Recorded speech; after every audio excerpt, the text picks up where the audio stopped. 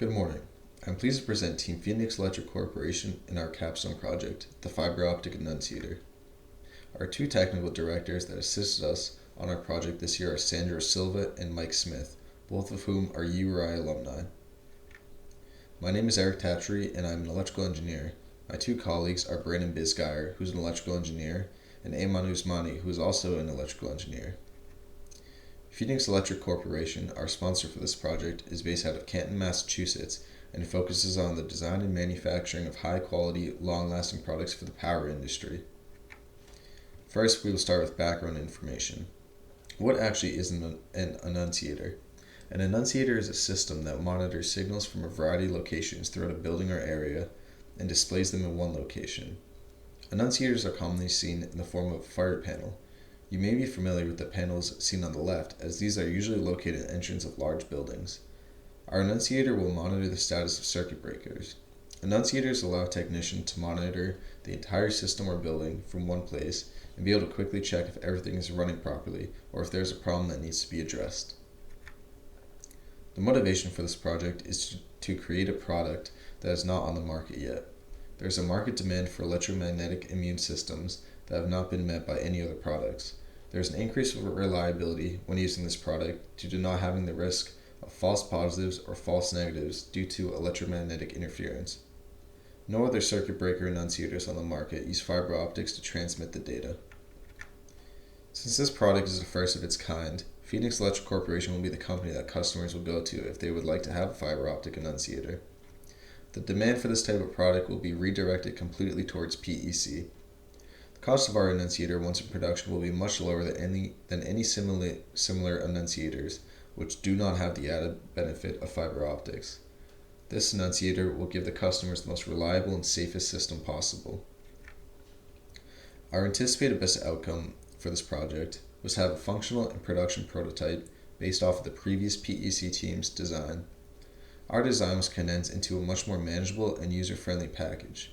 We were to add many different features, which will be discussed in later slides. Unfortunately, we were not able to achieve our anticipated best outcome. This result came about due to unforeseen setbacks that pushed many of our deadlines back, resulting in running out of time at the end of the spring semester. When we received our project, it was assumed that the project from the previous team was left in a working condition that we could build off of. This proved to be false due to not being able to synthesize our VHDL project on one of the first days. This was the start of a full year of never being able to fully find every error that was in the VHDL code. Many fixes were made, but as soon as one problem was solved, a new one would pop up. Eventually, we focused on refining the contributions we made instead of trying to debug the old code. One big setback was also a design error on the input board. One of our FPGA board-to-board pins was transposed to an incorrect position, resulting in us not being able to use the input board in the state that it currently is in. A solution was developed by the team but not implemented due to high cost of custom PCB manufacturing. The team had many key accomplishments that moved us towards achieving our anticipated best outcome. These included completing the design of 3 custom PCBs, adding numerous new components to the system, adding an alarm sequence through VHDL, adding a memory-mapped I/O register that will communicate with an Arduino, and developing a GUI that will interface with the Arduino.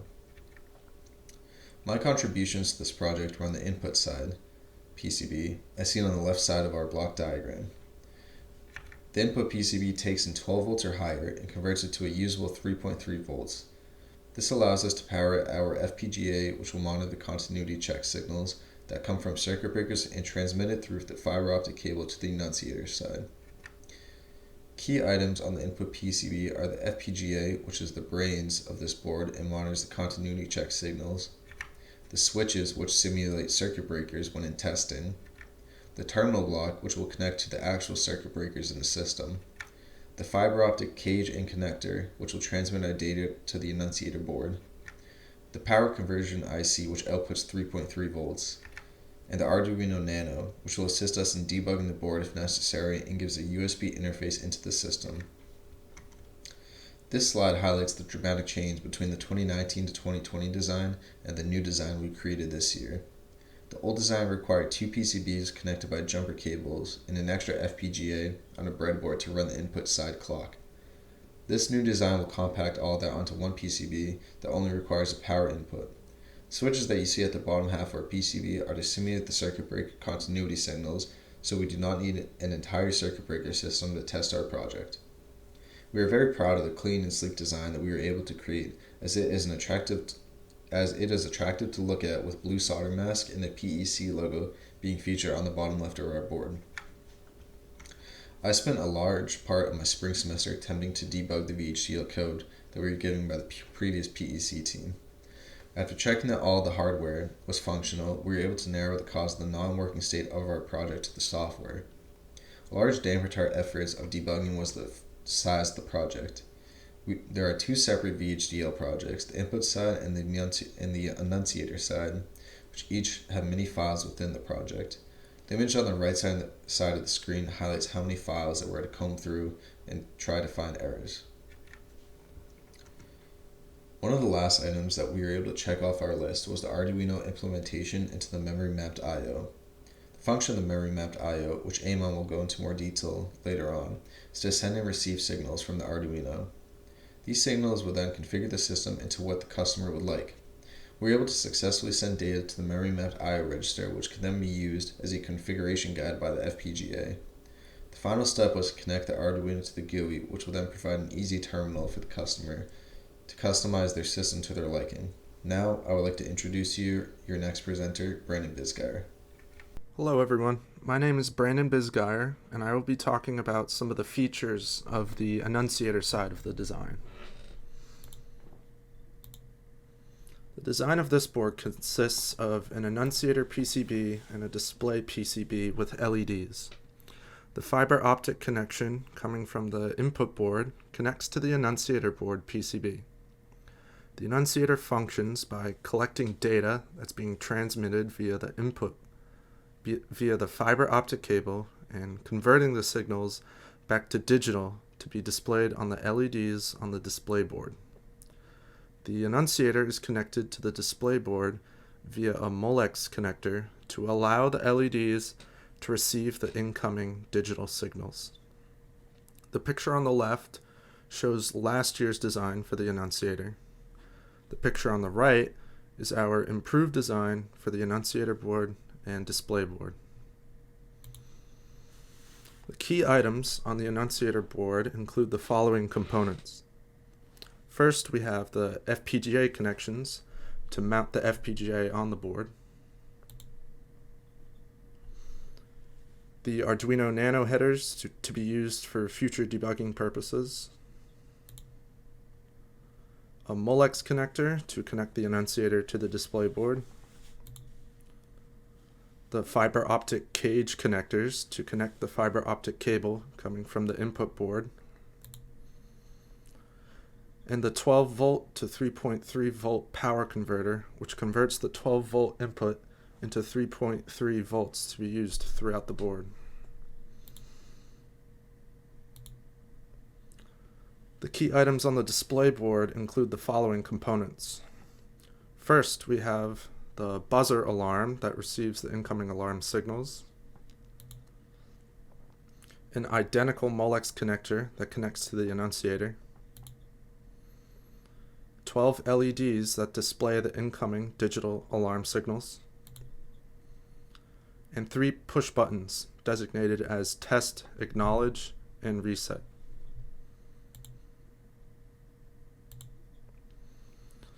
A graphical user interface, or GUI, was designed on Visual Studio to allow the customer to customize the various alarm sequences used using the memory mapped registry coded on an Arduino.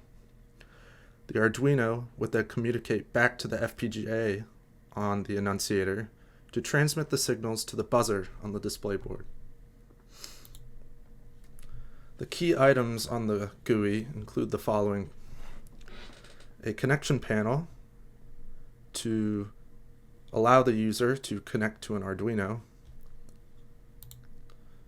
an Annunciator alarm sequences panel to allow the user to choose one alarm sequence that they would like to implement, options for determining whether an alarm would be normally open or normally closed, We have a set time delay text box so that the user can type in a delay on the alarm. And we have multiple on and off buttons so that the user can determine whether they would like the alarm to be set as internal or an external horn.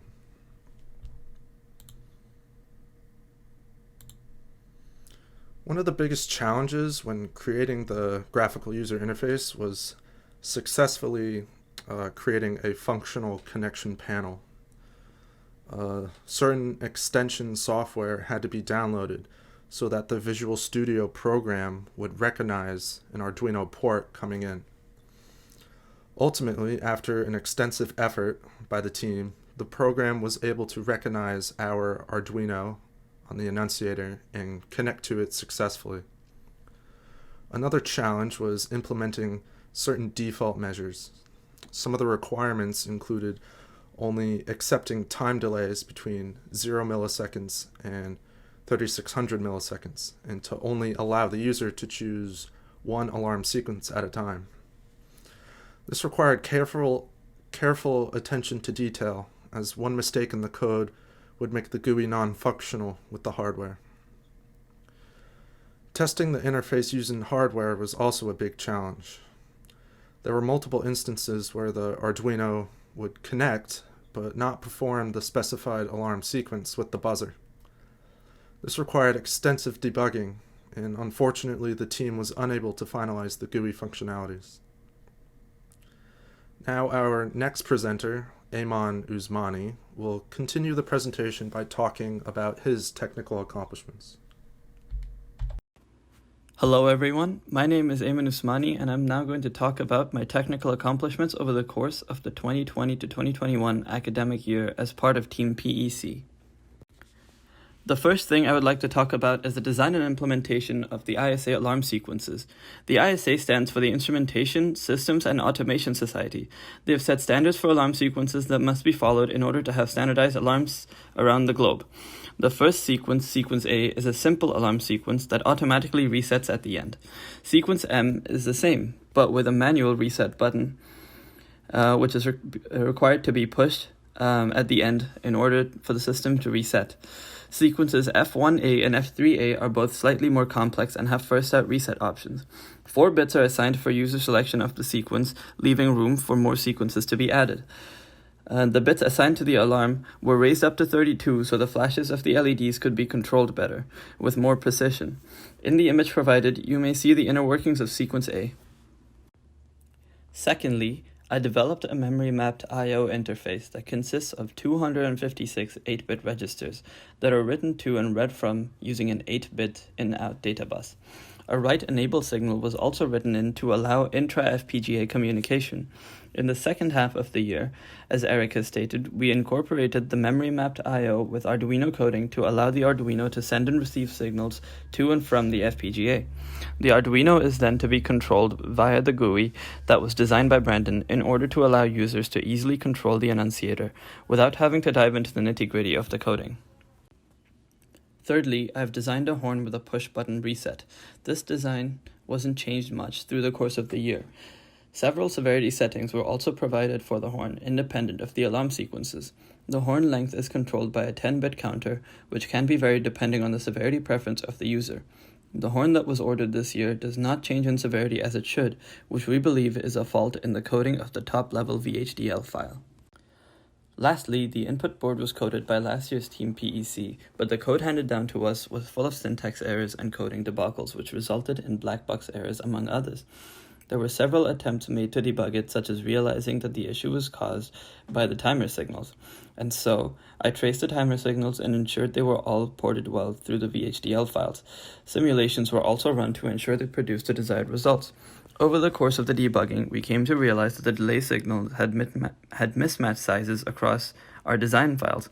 Finally, however, due to an error in ordering the PCB, we were unable to fully hardware test our debugged input board design. Here, we have compiled the tasks that we believe the future Team PEC will have to accomplish in order to complete this project. Most of the features have already been added by us, and so next year, they will only have to adapt said features and continue testing them in hardware. Since the wrong input board PCB was ordered this year, the future team will also have to order the new one, the files for which are fully ready and will be given to them. Lastly, the GUI also has to be developed fully and tested with the Arduino. Lastly, but very importantly, we would like to thank Mr. Sandro Silva for sponsoring this project and providing us guidance in order for it to meet the criteria set by Phoenix Electric Corporation. And we would also like to thank Mr. Mike Smith for providing us a large amount of technical support for the team. We would also like to thank Dr. Hari Sunak for placing us on this project and providing us with the best capstone experience possible. Thank you.